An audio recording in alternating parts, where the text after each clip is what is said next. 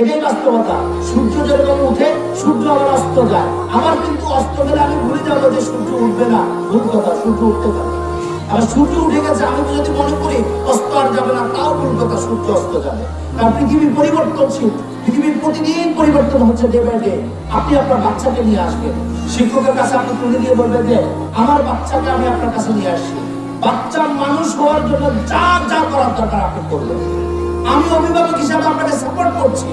এখন আমার হচ্ছে কি, আমি আমার বাচ্চাকে অভিভাবক হিসাবে আমি যদি এই সাপোর্টটা শিক্ষককে দিই, তাহলে আপনার শিক্ষকের নজরটা ভালোভাবে রাখবে।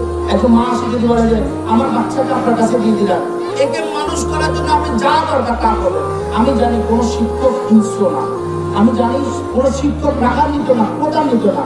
প্রত্যেকটা শিক্ষকের ভিতরে সফটনেস কাজ করে। সে এতগুলো বাচ্চাকে পড়ায়, তারও তো বাচ্চা আছে। বাচ্চাদের কোমলমতি চেহারা দেখলে কার না ভালো লাগে, সবারই ভালো লাগে। যে শিক্ষকের ভিতরে কোনো হিংস্রতা নাই, রাগ নাই, গুসা নাই, থাকতে পারে। যদি থাকে সে শিক্ষকের কাতারের ভিতরে পারে না। শিক্ষক কখনো দুর্নীতিযুক্ত হতে পারে না। শিক্ষক দুর্নীতি যদি হয় তাহলে সে শিক্ষকের কাতারে থাকে না।